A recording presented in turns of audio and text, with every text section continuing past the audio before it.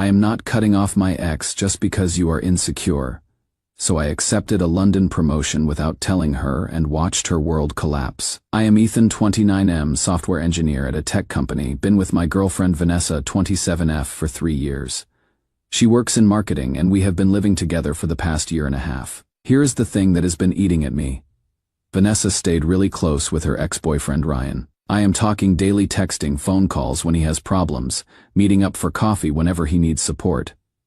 At first I thought, okay, maybe they are just friends, but the frequency was weird, man. Like she had dropped our plans if Ryan needed to talk about his job stress or dating issues. 2 years ago, I got offered a promotion that would move me to our London office. Great opportunity, significant pay bump, chance to lead a team. I was excited to tell Vanessa, thinking we could start fresh somewhere new together. Her response, I cannot leave right now. Ryan's going through a really difficult time with his breakup. He needs me here for support. I figured, okay, maybe the timing was bad. I turned it down. Last year, another London opportunity came up. Even better position. Basically my dream job. Again, excited to share the news. Again, Vanessa said she couldn't move because Ryan was dealing with anxiety about his new relationship and needed her friendship to stay stable. When I asked if she saw a pattern here, she said, you are being ridiculous. I am not cutting off my friendships just because you are jealous.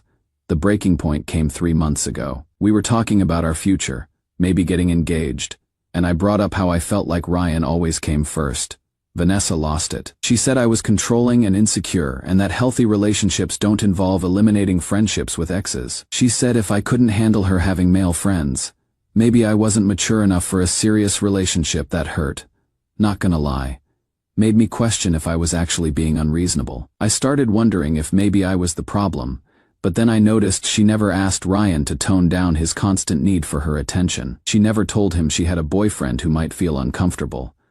It was always my feelings that needed to be managed, never his behavior that needed boundaries.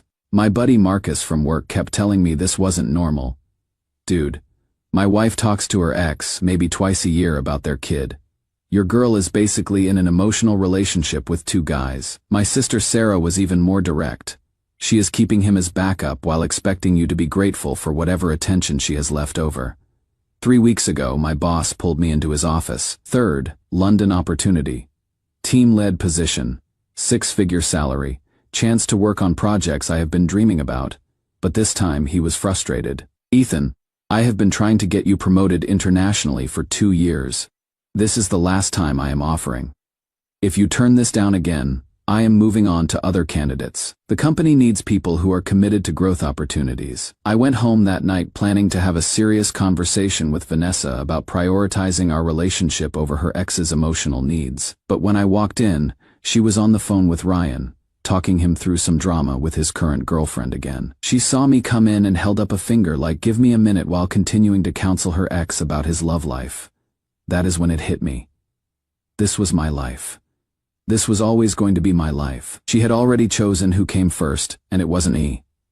I sat there listening to her tell another man that she'd always be there for him, that he could count on her no matter what. Meanwhile, I had been sacrificing career opportunities for 3 years waiting for her to choose us.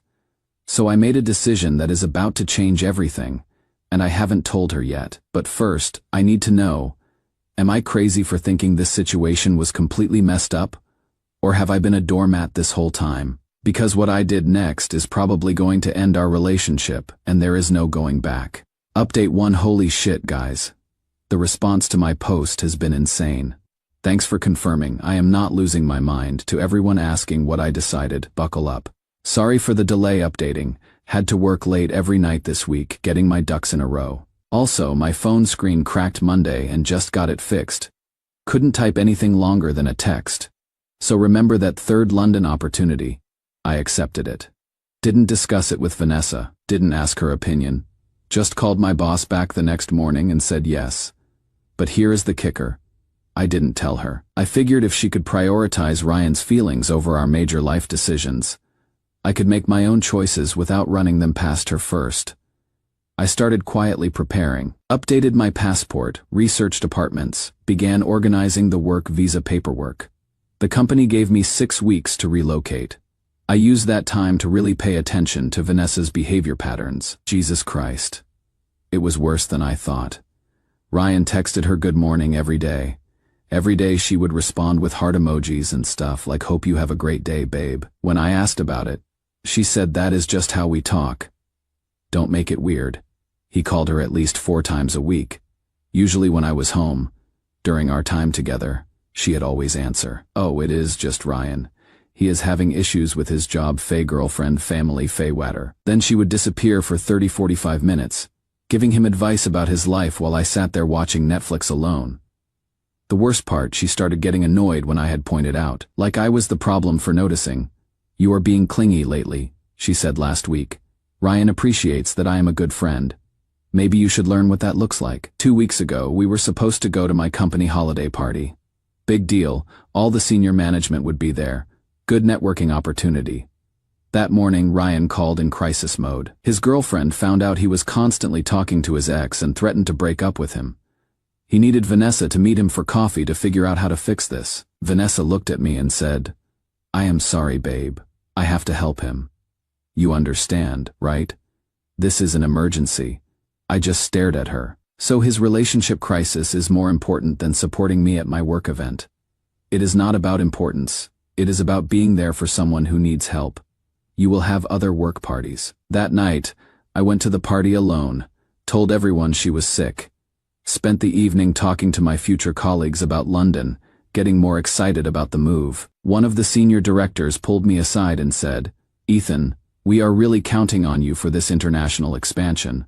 You are our first choice, but we need someone who is all in." I realized I was already all in. I had been ready to leave for weeks. Meanwhile, Vanessa spent 4 hours with Ryan helping him craft texts to save his relationship with another woman. When she got home, she acted like nothing happened. "How was the party?" "Sorry, I missed it, but Ryan really needed support." Last week, I had a video call with my new London team. Vanessa was out. Guess where? Having lunch with Ryan because he wanted to thank her for being such an amazing friend by taking her somewhere nice. She posted pictures on Instagram, them laughing, him looking at her like she was his girlfriend, her glowing with attention. The comments from her friends were telling, "You two are so cute together, and when are you getting back together already?" She responded with laughing emojis and "we are just friends," but didn't correct anyone or mention having a boyfriend. That is when I realized she was emotionally cheating, even if she didn't call it that. She was getting boyfriend-level emotional intimacy from Ryan while giving me roommate-level priority, and I had been enabling it by sacrificing my career to accommodate her need to play relationship counselor to her ex. 3 days ago, I got my visa approval. Flights are booked for next Friday. I have been accepted for a flat viewing in Canary Wharf this weekend via video call.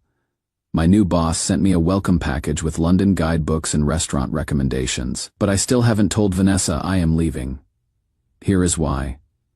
I want to see how she reacts when the consequences hit. For 3 years, I have been the accommodating boyfriend who adjusts his life around her ex-relationship. I have been Mr. Understanding while she has been Miss Priority Confusion. I am curious what happens when she realizes I stopped asking for permission to live my life. Tonight's the night I tell her. Ryan's supposed to come over for dinner tomorrow because he is going through a rough patch and needs friend support. She asked if I minded cooking for 3 because she wanted to help him feel better. I said sure, no problem.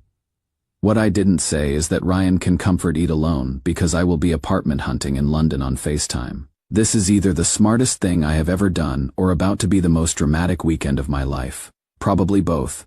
Will update after I drop the bomb. Update 2 guys. What the actual hell? I thought I knew what I was dealing with. I was so wrong, been crazy busy. Flew to London Thursday for apartment viewings. Got back yesterday. Wi-Fi in the hotel was garbage, so couldn't update until now. Wednesday night, I told Vanessa about the job. Not asked, told. I accepted the London position. I leave Friday for apartment hunting, and I move permanently in 3 weeks. The look on her face, like someone had slapped her with reality. What? When did you apply? We didn't discuss this. Same way you didn't discuss prioritizing Ryan's comfort over my career for 3 years. I made a decision that works for me.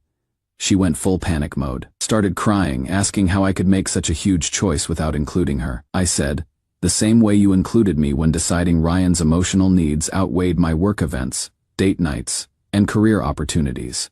That is completely different. Ryan's my friend. He needs support, and I am your boyfriend who needed you to choose us over him. You chose him. Now I am choosing me. She begged me to reconsider, promised we could work on boundaries with Ryan. Too little, too late. I told her I was done being the third wheel in my own relationship. Thursday morning, she drove me to the airport still crying, asking if we could pause the relationship until she figured things out. I said we could pause it permanently because I was done waiting for her to figure out basic loyalty.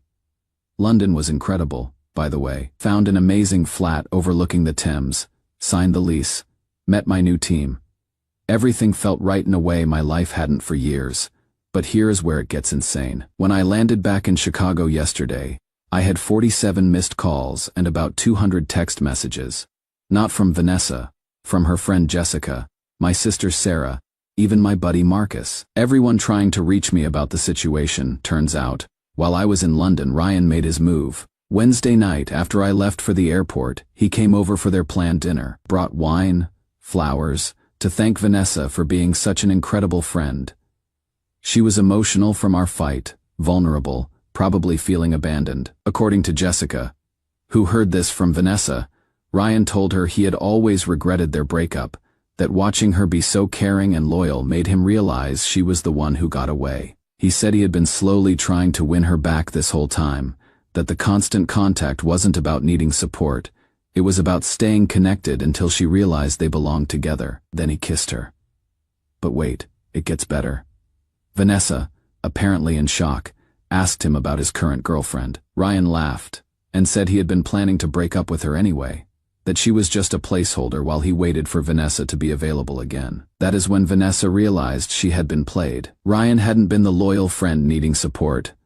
He had been systematically undermining our relationship while positioning himself as her emotional safe space. Every crisis, every need for support, every time she chose him over me, it was manipulation, not friendship. She kicked him out, then spent Thursday night calling me crying, getting voicemail because I was on a plane. Left messages begging me to call back, saying she finally understood what I had been trying to tell her, that she was sorry for not seeing Ryan's real agenda. By Friday, when she couldn't reach me, she drove to my office. My boss told her I was out of the country on business. She asked when I would be back, and he said permanently, he will not. Ethan relocated to London for a promotion. That is when it hit her. I wasn't coming back. This wasn't a dramatic gesture. It was my actual life now. Sarah told me Vanessa called her sobbing Saturday, begging for my London contact information. Said she needed to apologize, to explain that she finally saw how wrong she had been, that she wanted to fight for us. Sarah, bless her, said, he spent 3 years fighting for you while you made him compete with your ex for basic respect. He is done fighting. He is building a life with people who choose him first. I called Vanessa yesterday when I got home and got my SIM card working. She was devastated, kept saying she was sorry, that she never meant for things to go so far with Ryan, that she thought they were really just friends. I said, Vanessa, you chose him over me every single time, when he needed you versus when I needed you, when his comfort versus my concerns, when his timeline versus our future. You taught me exactly where I stood. But I love you. I want to fix this.